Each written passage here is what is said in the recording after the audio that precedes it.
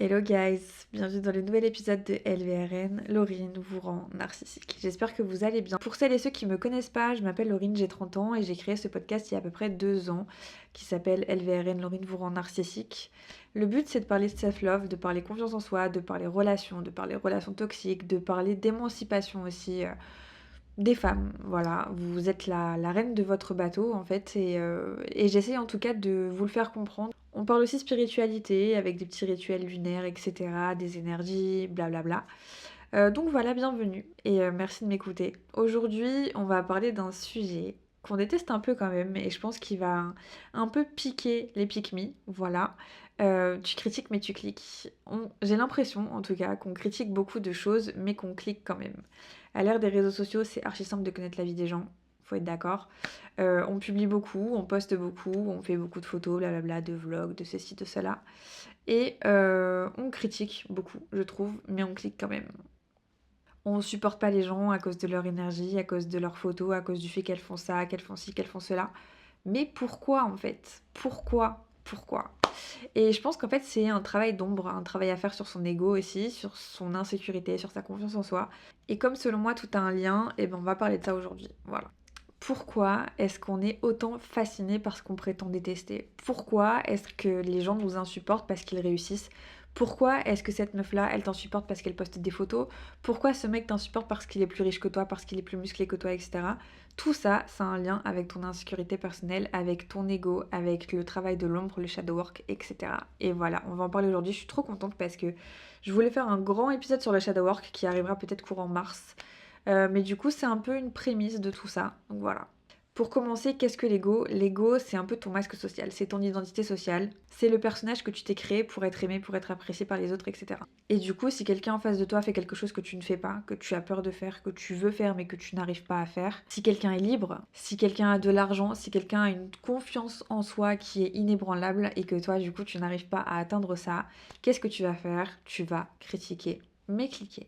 Et du coup, ton ego se sent menacé. Ton ego se sent menacé face à cette personne parce que du coup, ton ego se dit mais attends, qu'est-ce qui se passe? Pourquoi cette personne en face de moi, elle est meilleure que moi? L'ego, c'est une partie de toi qui déteste se sentir inférieur à quelqu'un d'autre. Et malheureusement, il a une arme, et cette arme, c'est la dévalorisation de l'autre. Tu peux très bien t'imaginer la chose, hein. Il y a une meuf, elle est fraîche, elle poste des photos d'elle, tu te dis, waouh, elle est trop superficielle, pourquoi elle poste autant de photos d'elle, etc.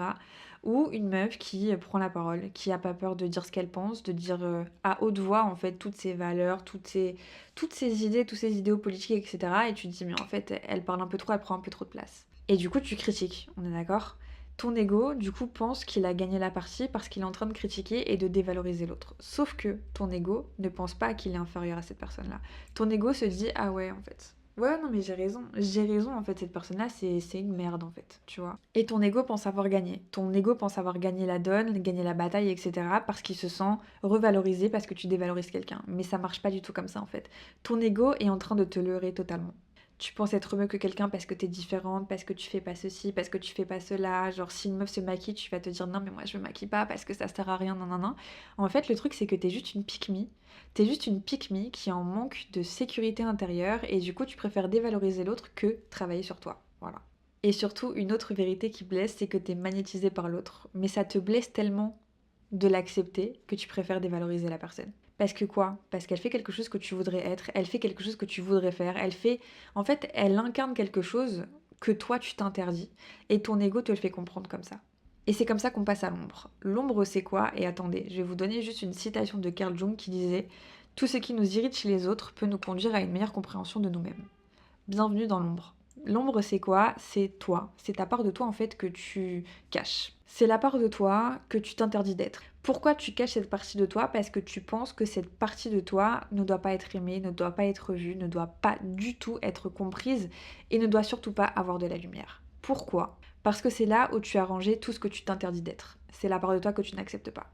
Je vais te donner un exemple, mais en gros, imagine, t'as grandi avec des parents qui t'ont dit que c'était super important d'être discret, que c'était super important d'être humble. Et bien en fait, du coup, toute cette partie ambitieuse, cette partie qui prend la parole, qui va dire ce qu'elle pense, etc., qui prend de la place et qui l'assume, ben en fait, elle va être cachée. Pourquoi elle va être cachée? Parce que c'est la partie de ton ombre que tu te refuses de montrer parce qu'on t'a dit que c'était pas bien. On t'a dit que c'était pas bien de porter ta voix, on t'a dit que c'était pas bien de te montrer. Pourquoi? Parce que dans tes valeurs vraiment personnelles depuis ton enfance, on t'a dit qu'être discret c'était important. Et toi, du coup, tu l'as intégré dans ta tête. Sauf que du coup, malheureusement, il y a des parts de toi qui auraient besoin de cette part d'authenticité, cette part d'ambition, etc. Et malheureusement, bah, peut-être que tu t'interdis à créer un projet, peut-être que tu t'interdis, je sais pas, de parler face cam, de faire un podcast, d'enregistrer des vidéos, peu importe, d'écrire un livre, je sais pas moi, de faire un sport, etc. Tout ça parce que tu penses que tes valeurs seront minimisées, que toi, du coup, tu vas être minimisé si tu prends de la place. Pas du tout. Et c'est là où c'est super important ce travail de l'ombre et je pense que c'est vraiment le travail le plus important qu'on peut faire dans notre vie. C'est difficile, je trouve que c'est vraiment difficile, ça prend beaucoup de temps. Mais quand on donne beaucoup plus de place à son ombre, bah moi je me suis découverte de fou en fait. Je me suis rendu compte que c'était ok d'être vue, c'était ok d'être entendue, que être timide, être dans son coin et discret, c'est juste s'effacer. Et en fait, je me suis rendu compte de ça quand j'ai commencé à faire ce podcast et à parler sur les réseaux sociaux, etc. J'étais super gênée. J'étais super gênée parce que je me suis dit, waouh, mais en fait, les gens vont me voir et moi, j'ai pas forcément envie d'être vue. Et l'un ne va pas sans l'autre, c'est de l'énergie encore une fois, et je manifestais ça. Du coup, je pense que tant que j'avais cette peur d'être vue, bah, j'allais pas atteindre un public, j'allais pas atteindre des personnes qui pourraient m'écouter, qui pourraient être intéressées par ce que je dis, parce que j'ai cette peur d'être vue. Et du coup, je me critique moi, et en fait, du coup, je me cache moi. Et mon ombre, en fait, prend beaucoup de place, parce que du coup, il me dit, mais non, en fait, t'es bizarre, pourquoi tu vas aller là-bas? Genre, moi, je suis bien dans mon coin. Mais pas du tout, en fait. Il faut laisser de la place à son ombre, et maintenant que j'ai bien intégré ça, j'ai vraiment envie de faire un épisode complet sur l'ombre, sur le shadow work, etc. Parce que c'est tellement important, c'est tellement gros comme travail. Et ma mère m'avait offert un livre sur le shadow work. C'était un, je sais plus comment ça s'appelle, la méthode shadow work, un truc comme ça. C'est un livre en fait qui vous permet de faire du journaling en fait et de répondre à des questions qui vous permettent aussi de vous connecter déjà à votre ombre et de voir toutes ces parts cachées. Peut-être des choses en fait que vous vous disiez mais pas du tout en fait. Eh ben si. Bref. Petit aparté fini.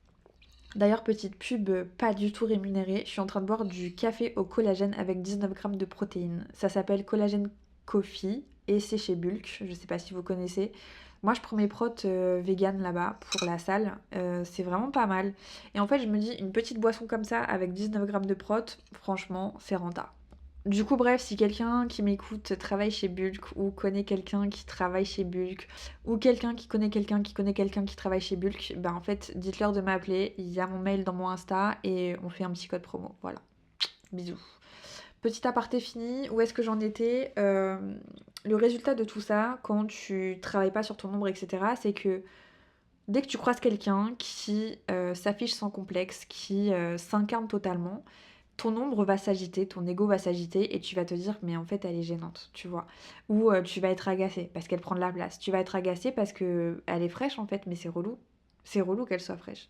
C'est relou qu'elle s'habille bien. C'est relou qu'elle soit mimi, qu'elle soit dans son incarnation la plus totale. Pourquoi? Parce que toi tu t'autorises pas à faire ça. Et elle en fait, la meuf en face de toi, elle s'autorise de fou à incarner ça. Et c'est ça qui la rend belle en fait. Et attention, mes propos sont assez mitigés. Je pense vraiment que les personnes qui ont confiance en elles, elles ont une aura de fou. Et c'est ça qui rend les gens un peu aigris parce que ils n'arrivent pas en fait à incarner ça. Et quand tu incarnes vraiment toi dans ton être le plus grand, le plus beau, etc., je trouve que tu dégages une énergie de fou. Genre tu dégages une lumière, mais c'est abusé. Comme t'es magnétique en fait. Tu vois les petits trucs magnétiques là? Et en fait, je pense que c'est ça que tu détestes chez l'autre. Enfin, c'est ça qu'on arrive à détester chez l'autre parce qu'en fait, l'autre nous montre qu'on n'arrive pas à faire ça pour nous-mêmes. C'est comme si en fait c'était une liberté qu'on s'accordait pas d'être en fait. Et en plus de ça, il y a un autre truc que je trouve tellement compliqué à cause des réseaux sociaux, c'est le hate watching. C'est en gros le fait de regarder du contenu que tu détestes pour critiquer les gens. Je sais très bien qu'il y a beaucoup de personnes qui apprécient de fou de faire ça. Je connaissais dans une pote à moi qui kiffait de fou, genre envoyer des photos de meufs et critiquer les meufs. Et j'étais là en mode, mais bro, genre, what the fuck? Pourquoi est-ce que t'as besoin de descendre quelqu'un pour te revaloriser en fait? chaque meuf a sa propre lumière, tu vois ce que je veux dire? Chaque meuf a son délire, chaque meuf a son authenticité, chaque meuf a son petit truc en fait. Et c'est pas parce que tu dévalorises quelqu'un que ça va te revaloriser directement derrière en fait. Et du coup, je pense que ça nous pousse encore plus loin à aller dans notre ego, dans notre ombre, etc. Et nous pousser à détester les gens parce qu'ils essayent. Parce qu'ils essayent de faire quelque chose, parce qu'ils essayent de créer un projet, parce qu'ils essayent de, voilà, de percer dans les réseaux sociaux, etc. Et en fait, c'est des choses qui les agacent parce que eux-mêmes n'arrivent pas à faire ça. Eux-mêmes n'arrivent pas, eux-mêmes ont peur en fait. Je suis en train de bégayer, frère, ça commence. Quand il y a trop d'idées dans ma tête, je commence à bégayer parce qu'en fait, je veux dire trop de choses en même temps. Ce que je disais en fait, c'est que je pense que les gens ont peur de ça parce qu'ils voient que les autres essayent et que eux, en fait, n'osent même pas essayer. Par peur du regard, par peur du rejet, par peur du jugement, bref. Alors qu'en fait, le truc, c'est que tu es en train de critiquer quelque chose ou quelqu'un dont tu n'as absolument pas accès. Peut-être que c'est une ancienne pote à toi, peut-être que c'est ton ex, peut-être que c'est ton crush, peut-être que c'est un mec qui te connaît même pas. Et en fait, tu es en train de critiquer quelqu'un juste parce que cette personne, elle essaye. Et je trouve ça tellement triste, en fait. Je trouve ça tellement triste. Et je me dis, ouais, ok, d'accord. Et en fait, genre, je me suis rendu compte que je pouvais pas être avec ce genre de personne parce que ça me prend beaucoup trop d'énergie. Et je vais y revenir après dans l'épisode. Mais en fait, j'ai des valeurs fondamentales qui sont le respect, l'humanité, la bienveillance. Et en fait, quand il n'y a pas de respect ou quand je vois qu'en fait le respect est un peu bancal, j'ai trop du mal. Pourtant, je suis balance, mais j'arrive absolument pas à être nuancée. Moi, c'est soit noir, soit blanc. Il n'y a pas de gris. Ce qui signifie que demain, en fait, genre, tu me manques de respect, je suis désolée, je peux plus. Genre, en fait, je peux plus. Même si, vas-y, je vais être cordiale avec toi quand je vais te voir, etc. Mais c'est tout, en fait. Genre, je pourrais absolument plus. Et du coup, je trouve que l'insécurité dans tout ça, bah, te montre encore plus dans ton ombre et dans ton ego. Parce que si tu serais bien avec toi, tu pourrais kiffer que quelqu'un d'autre essaye et tu pourrais kiffer que quelqu'un d'autre réussisse et même te surpasse en fait. Parce que c'est normal, parce que c'est cool, parce qu'en fait chacun a son temps, chacun a son chemin. C'est pas parce que quelqu'un perce aujourd'hui que toi tu vas pas percer demain, dans 5 jours, dans 5 ans, dans 10 ans. Tu vois ce que je veux dire? Chacun son chemin, chacun son heure. Et c'est pas parce que quelqu'un perce aujourd'hui que tu pourras pas le surpasser après en fait. Je trouve qu'il n'y a pas de temps, il n'y a pas de... Enfin, en tout cas, j'essaye actuellement de pas me focus sur ça, sur les chiffres, sur vas-y, ce que je suis en train de faire, etc. Parce que je suis pas du tout au même niveau que les gens qui m'inspirent. Et c'est bien en fait, parce que du coup, si j'étais inspirée de personnes qui ont mon même niveau, parce que du coup, comment tu fais pour être inspirée avec des personnes qui sont au même niveau que toi? C'est pas forcément possible. Et je trouve ça bien. Il y a une phrase qui dit quand tu es dans une pièce, assure-toi d'être toujours la personne qui est au niveau le plus inférieur parce que du coup, les personnes qui sont au-dessus de toi, elles vont t'aider à gravir des échelons. Si tu es toujours la big personne dans la pièce, c'est super compliqué pour toi de grandir parce qu'en fait, t'es déjà un top en fait. Et ça m'a fait relativiser sur tout ça, sur me dire en fait, ouais, genre, c'est que mon ego qui me dirige, c'est que mon ombre qui a peur. Parce que comment ça, je peux pas en fait me dire qu'il y a de la place pour tout le monde. Il y a totalement de la place pour tout le monde. On va revenir dessus après, bref. Du coup, pour reprendre, on va parler d'effet miroir parce que tout a un lien forcément. Euh, En fait, genre tout ça, ça part du principe que tu projettes ce que tu penses être. Tu vois, tu projettes sur quelqu'un ce que tu penses que la personne est et ce que tu penses que tu es. Est-ce que je suis française ou pas? Je suis pas sûre, mais je vais essayer d'expliquer un peu mieux. Le miroir, c'est une réaction en fait. C'est pas une ressemblance, c'est une réaction. Et l'erreur classique dans tout ça, c'est que tu vas croire que l'effet miroir signifie si je dis qu'il est arrogant, c'est parce que je suis arrogante. Si je dis que vas-y, il est un peu superficiel, c'est parce que je suis superficielle. Mais pas du tout en fait. C'est beaucoup plus subtil que ça et en fait, il y a plein d'effets miroirs différents. L'effet miroir, c'est une résonance, c'est une fréquence, c'est en fait, tu te connectes à quelqu'un parce que tu sens qu'il y a quelque chose, parce que la personne, elle active quelque chose en toi. Elle active une émotion. Si une personne en face de toi, elle active rien du tout et que t'es juste là en mode, bruh, genre, j'ai rien à faire avec toi, je ressens rien, je m'en fous. Bah en fait, il n'y a pas d'effet miroir, tu vois ce que je veux dire? L'effet miroir, c'est quand tu te dis, ah vas-y, elle me dégoûte, ah vas-y, mais pourquoi elle fait ça? Non mais vas-y, elle est gênante. Et ça, en fait, c'est une réaction. Peu importe le type de réaction que c'est, ça va engendrer un effet miroir. Et cet effet miroir, en fait, il va reposer sur la projection. La projection de ce que tu penses être de toi et de ce que tu penses que lui est.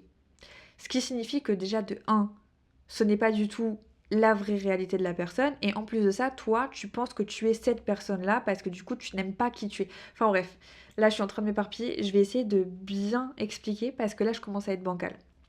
En gros, quand tu critiques quelqu'un qui s'affiche, quand tu critiques quelqu'un qui est un peu trop superficiel selon toi, Quand tu critiques quelqu'un qui réussit trop vite, qui a réussi à faire un truc en très peu de temps, mais en fait, tu juges pas sa réalité à elle, tu juges ta réalité à toi, tu juges ton jugement de toi. Je sais pas si tu captes en fait.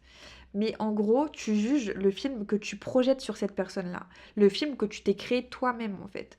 Parce que du coup, la personne, elle t'a peut-être pas dit qu'elle a galéré. Elle t'a peut-être pas dit qu'en fait, c'est juste un genre, elle est pas du tout superficielle, c'est juste qu'en fait, elle pense qu'elle peut avoir confiance en elle en étant comme ça, genre fake it until you make it. Tu vois ce que je veux dire?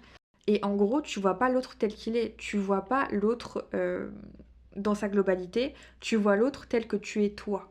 Et c'est là, en fait, où la projection, elle est importante. Parce que, en gros, si tu étais en paix avec ton ambition, ça serait pas un problème pour toi, en fait, que l'autre réussisse. Et du coup, si tu ressens une émotion forte, peu importe que ce soit du dégoût, que ce soit de la jalousie, que ce soit de l'envie, etc., c'est que cette réaction, en fait, elle te prouve que toi, t'es pas dans ton plein pouvoir et en fait que tu t'autorises pas à être. Tu t'autorises pas à être libre, tu t'autorises pas à avoir la permission d'exister pleinement. Et ce qui est important en fait, c'est de savoir quel effet miroir se joue. Parce que je pense vraiment qu'il y a 3 effets miroirs. L'un des premiers types de reflets, c'est le reflet identique. En gros, tu détestes chez la personne ce que tu fais toi-même, mais du coup, ce que tu fais toi-même, en fait, tu le justifies parce que t'as pas envie de passer pour la personne mauvaise.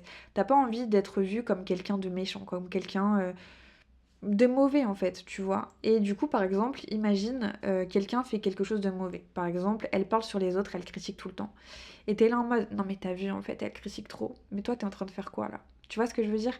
Et ça, du coup, c'est un reflet identique. Parce que du coup, les mauvaises choses que tu n'aimes pas chez l'autre, ben en fait, c'est le reflet des mauvaises choses que toi, t'es en train de faire aussi.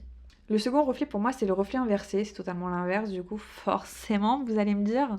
Mais en gros tu détestes chez l'autre ce que tu ne t'autorises pas à faire ou à être. Imaginons tu vas te dire cette meuf là elle est trop libre, elle est trop bruyante, elle prend trop de place. Je sais pas, elle est trop riche, elle est trop ceci. Et en fait ta haine c'est le cri de ton ego parce que tu te répresses totalement. Et en plus de ça, tu as tellement verrouillé quelque chose en toi que tu ne t'autorises pas à être toi pleinement en fait. Et du coup, tu te sens mal parce que quelqu'un en face de toi réussit et essaye alors que toi en fait tu te bloques totalement, tu te braques. Et malheureusement en fait, tant que tu travailles pas sur toi et tout ce shadow work, je suis pas sûre que ça puisse changer en fait parce que du coup c'est tellement ancré en toi que tu vas détester l'autre parce qu'elle essaye en fait. Et du coup, t'as le seum, forcément, parce que cette personne-là, elle incarne quelque chose que tu voudrais être. Et elle incarne un idéal que tu aimerais atteindre, mais du coup que tu n'atteins pas parce que tu ne te donnes pas les moyens de le faire. Le troisième reflet, c'est le reflet du jugement. Et en gros, c'est le fait que tu projettes sur lui les jugements que tu as reçus, comme dans ton enfance, il y a 2 ans, 3 ans, etc. Dans ton passé en tout cas. Comment ça marche? En gros, imagine tu te dis, ah vas-y, cette meuf elle est ridicule, elle essaye, mais en fait elle perce pas. Et du coup, peut-être que ça, en fait, ça te renvoie vers une image de toi que tu as été à un moment où tu t'es dit, en fait, flemme, genre, je vais arrêter les réseaux sociaux, je vais arrêter d'essayer ce projet, etc. parce que ça marche pas, parce que j'ai 3 likes et du coup, je suis gênée. Du coup, en fait, ta propre gênance de toi-même, tu le renvoies vers la personne parce que cette personne essaye et tu te dis, mais en fait, laisse tomber, genre, elle va se rétamer comme moi. Mais qui t'a dit en fait? Qui t'a dit? Et tu vois, encore une fois, tu critiques, mais tu cliques. Parce que du coup, cette personne-là, elle essaye encore une fois. Et toi, du coup, t'as peut-être abandonné au moment où ça allait peut-être péter. Je pense vraiment que ça, c'est un travail de fond, de fou, de se dire, ah ouais, en fait, cette meuf, ou ce mec, peu importe, elle représente une part de moi que j'étais et qui m'a profondément gênée. Et moi aussi, je le reconnais des fois. Je vais vous donner quelques exemples d'ailleurs. Mais au final, en fait, genre, l'effet miroir, c'est vraiment juste le fait de te dire que t'es jamais obsédé par un étranger, t'es obsédé par quelqu'un qui te ramène à toi, par un effet miroir de je ne sais pas quelle valeur, quelle action, etc. Mais en tout cas, si tu critiques, c'est que vous êtes liés. Si il se passe rien en toi, si tu ressens aucune émotion, c'est qu'il n'y a pas d'effet miroir, du coup tu vas pas critiquer, tu vas juste cliquer, ça s'arrête là. Et le jour où tu comprends que ton irritation, c'est une part de toi qui a besoin d'être prise en compte, qui a besoin d'être aimée, qui a besoin d'être vue, tu vas voir que la donne va totalement changer et tu vas arrêter de critiquer les personnes. Et quand ça arrivera, tu pourras essayer de te remettre en question, tout simplement. Voilà. Il y a un truc tout simple que je fais, moi, quand ça m'arrive, parce que forcément, ça arrive encore. En fait, le shadow work, c'est pas genre tu travailles sur toi, ton ombre n'existe plus. Ton ombre existe, c'est juste que tu lui donnes de la place et du coup, tu essaies de la comprendre. Du coup, moi, ce que je fais, c'est qu'il y a un peu une règle des 5 secondes. Et en gros, le but, c'est que quand tu sens que cette pulsion de critiquer quelqu'un, elle arrive, t'essayes de comprendre d'où ça vient. Pourquoi je dis que c'est important? Parce que je trouve qu'il y a 2 façons de gérer les choses, et je vais vous en parler après. Mais en gros, tu poses un constat. Le constat, c'est OK, je suis en train de réagir, qu'est-ce qui se passe actuellement? Et la question, c'est quoi? C'est qu'est-ce que dans cette personne ou dans ce que la personne fait, heu, me semble injuste par rapport à moi, par rapport à mon ressenti, par rapport à ma vie, par rapport à ce que je suis en train d'essayer de faire dans ma vie ou dans mes valeurs et cetera. Le but, encore une fois, c'est pas de devenir parfait, c'est pas de se dire: «Vas-y, j'aurais plus à travailler sur l'ombre» et cetera. Le travail de l'ombre, le travail de l'ego, c'est un travail de toute une vie. C'est juste apprendre à vivre avec, en fait. C'est se dire que: «OK, mon ombre est en train de me parler, elle est en train de critiquer quelque chose, mais je peux avoir plus d'outils en moi pour essayer de les gérer plus facilement et essayer de repérer ce qui se passe, en fait. Et qu'est-ce qui se dit de moi, finalement, en fait?» C'est juste ça, le principe. Et du coup, je pense vraiment que le but principal, c'est, pas d'apprendre à devenir sain parce qu'en vrai, on reste des humains, mais d'apprendre à accepter le jugement et de se dire: «OK, si la personne, elle est insupportable, peut-être que c'est pas comme ça que je devrais voir la chose, mais je sens que cette personne-là me fait ressentir quelque chose qui me dit qu'elle est insupportable». En fait, c'est ta façon de parler, c'est pas genre: «Il est insupportable», c'est: «Je me sens irritée par son comportement». Et ce dialogue intérieur, en fait, il est super important parce que tu remets le jeu au centre.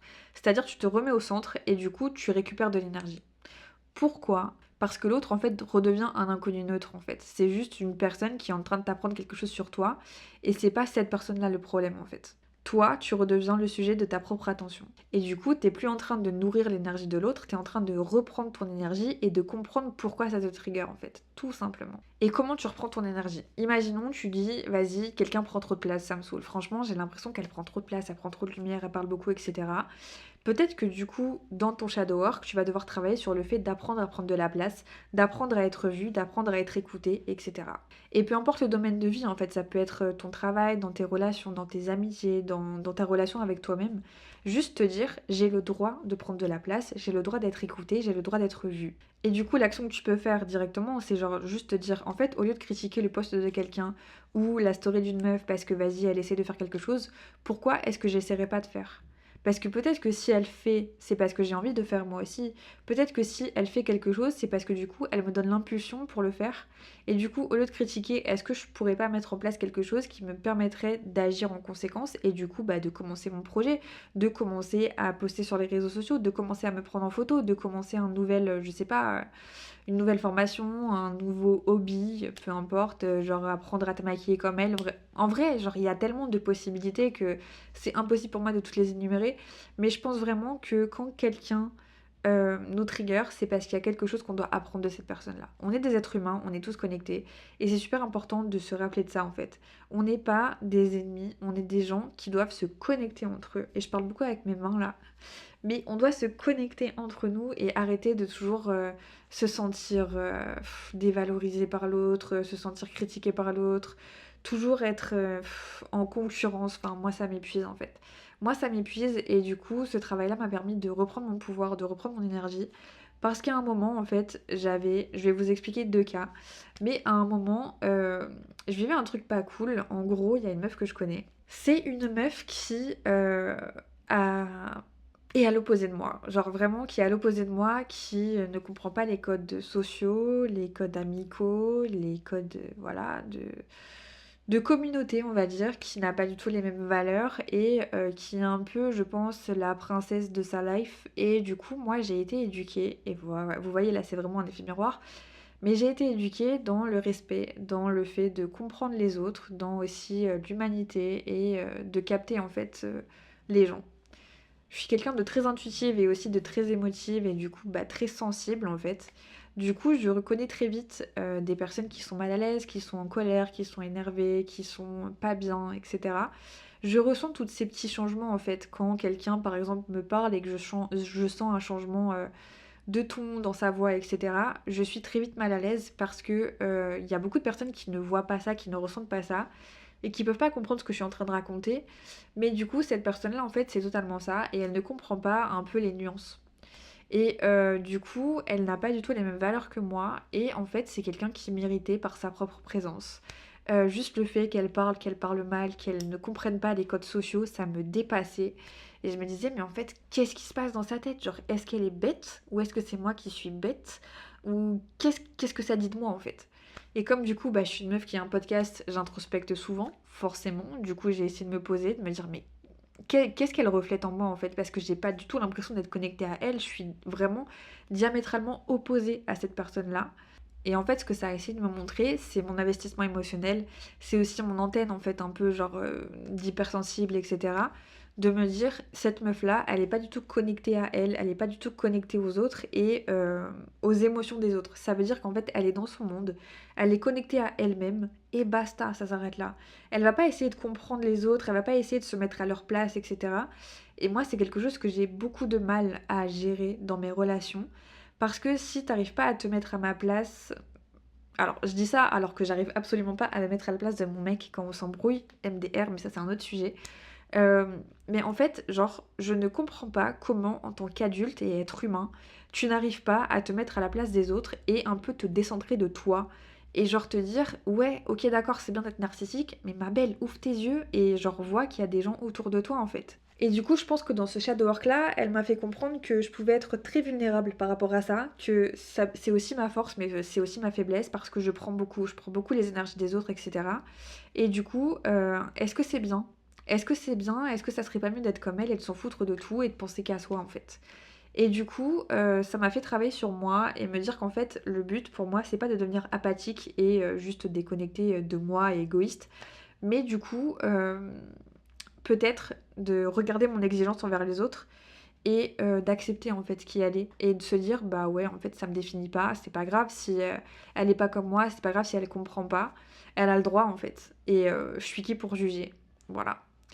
Du coup, c'était super difficile parce que j'ai dû accepter en fait qu'il existe des personnes dont la structure est totalement différente de la mienne, qui ne sont pas connectées à eux ni aux autres et qui s'en foutent en fait, qui sont bien dans leur monde, dans leur petite bulle et qui n'ont pas forcément besoin de comprendre la vie des autres, qui n'ont pas forcément besoin d'être tout le temps en train d'essayer de comprendre l'être humain, etc.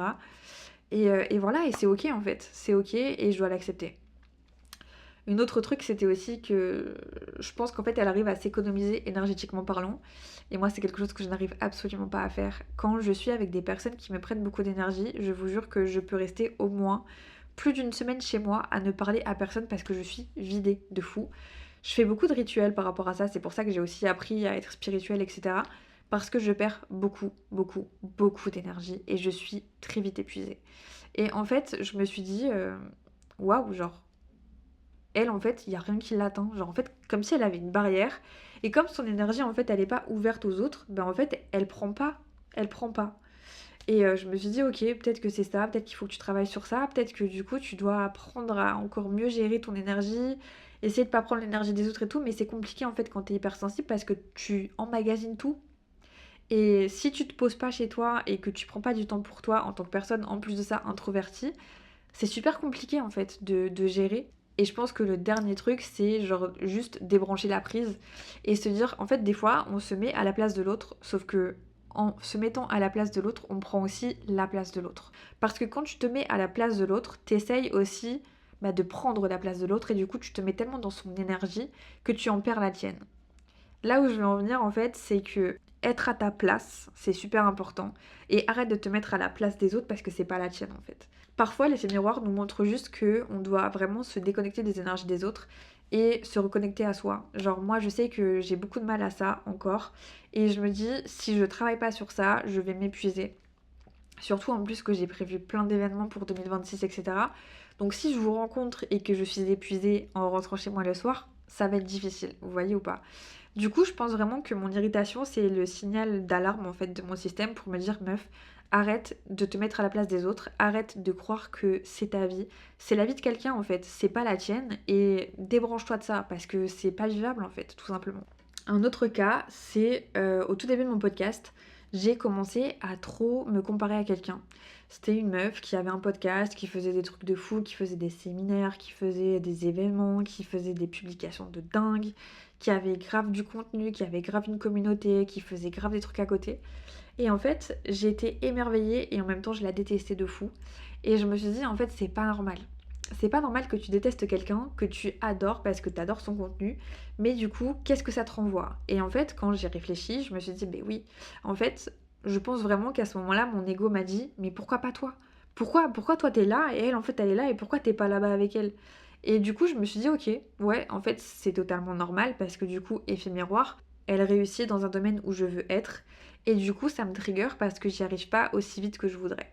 Et du coup cet ego-là, il m'a montré que je devais pas nier mon talent, que je devais pas arrêter, que je devais pas juste me dire vas-y, bah compare-toi, continue comme ça en fait, et comme ça tu graviras des montagnes. Absolument pas. Du coup, j'ai essayé d'arrêter de me comparer à elle et du coup d'arrêter de regarder son contenu parce que ça me plombait totalement. Et en fait, c'était aussi d'admettre que j'avais de l'ambition, c'était d'admettre que j'avais des rêves, que ça me permettait aussi de voir grand et de voir aussi loin qu'elle en fait. Et de me dire pourquoi pas même la dépasser. Et en fait, quand j'ai compris ça, j'ai arrêté de la voir comme une concurrente et comme quelqu'un que je pouvais détester, mais comme une meuf qui me donnait assez d'impact, en tout cas dans ma vie, pour pouvoir réussir et faire comme elle. Et quand je dis faire comme elle, c'est pas genre tu copies son contenu, c'est genre tu t'inspires en fait. Et je trouve ça super important d'avoir des gens inspirants autour de toi. Comme j'ai dit tout à l'heure, j'aime bien être la petite personne dans une grande pièce. Parce que du coup, si t'es la big personne, genre, t'as plus rien à apprendre des autres. Alors que quand du coup t'es là avec ton petit contenu, avec ton petit podcast, etc. et que tu vois des meufs qui gèrent de fou et qui sont là, ben en fait tu te dis ouais, genre du coup c'est possible pour moi aussi en fait. Et je trouve que du coup ce shadow work là il est totalement différent du cas premier.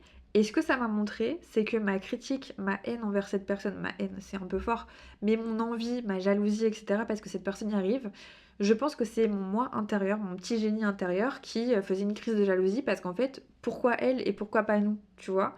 Et en fait, pas se dire, bah ouais, mais en fait elle réussit, moi je vais jamais réussir. Non, c'est genre, putain, mais en fait elle y arrive et vas-y, donne tout en fait. Pourquoi t'es là tout le temps procrastiner et tout? Vas-y, genre en fait, ça y est, comment ça t'a fait en fait? Et je pense que ça m'a beaucoup aidée parce que je me suis dit, en fait, je me lance pas assez. J'ai toujours eu peur et j'en parlais encore à mon mec la semaine dernière. Mon mec, c'est vraiment mon journal intime, voilà, faut le savoir. Moi, je suis une princesse qui est en princess treatment et en fait, lui, c'est mon psy, vous voyez. La semaine dernière, j'ai dit à mon mec, en fait, je pense que je vais supprimer mon Insta et je vais en créer un autre. Parce que j'ai des abonnés, mais en fait, j'ai des abonnés qui sont abonnés pour moi et pas forcément pour le podcast et pour qui je suis maintenant. C'est des gens en fait qui apprécient peut-être l'ancienne version de moi et qui sont pas en train de continuer en fait sur cette lancée et sur le chemin que je veux prendre. Et du coup en fait c'est un peu des abonnés fantômes en fait. C'est des gens qui partagent pas, qui like pas, qui commentent pas, qui sont pas engagés en fait avec le contenu. Et du coup en fait je trouve que c'est compliqué de créer une communauté avec ce genre de personnes parce que j'ai l'impression que l'algorithme en fait il te bloque. Du coup, je sais pas. Je sais pas si je sais pas. Je suis encore en pleine réflexion. Mon mec m'a dit de pas faire ça. Mais je me dis peut-être créer un compte Insta à côté. Faire de nouvelles choses. Être un peu plus authentique. Je sais pas. Genre, je sais pas. Voilà.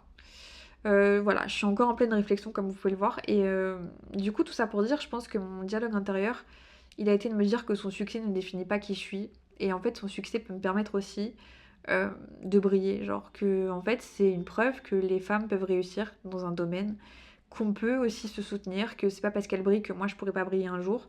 Et c'est cool en fait. Et je pense aussi que le fait que ça mérite, c'est le prix que j'ai à payer pour procrastiner et ne pas faire ce que je veux faire.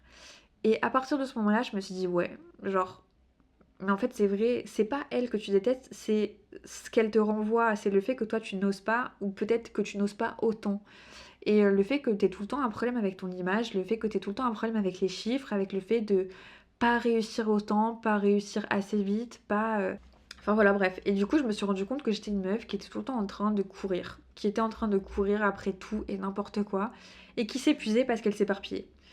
Du coup, là, c'est l'année du cheval. L'année du cheval, ça va vite. L'année du cheval, on galope. Du coup, il faut que je vraiment compartimente tout ce que j'ai à faire parce que j'ai vraiment beaucoup de choses à faire cette année.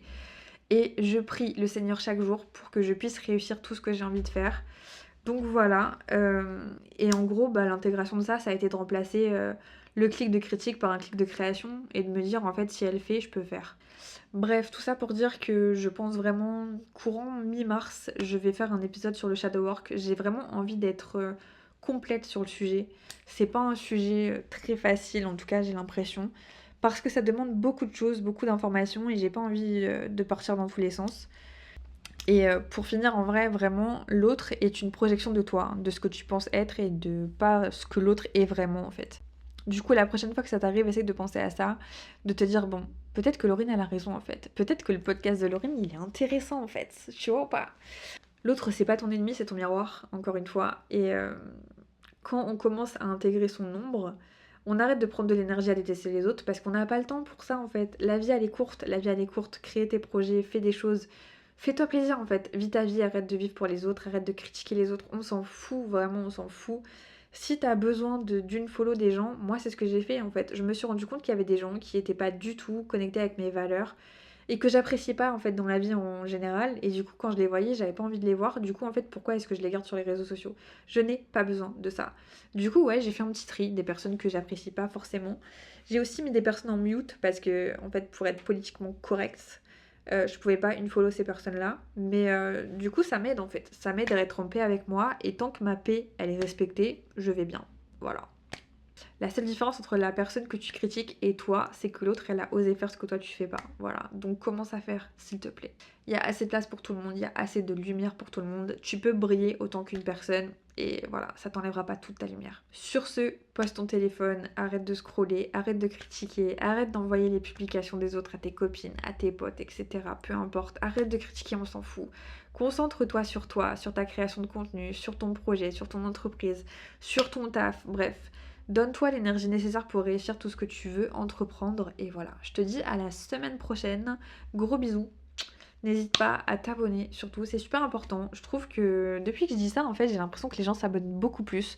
Donc je vais le répéter toutes les semaines, en fait. N'hésite pas à t'abonner sur YouTube, sur Insta, sur TikTok.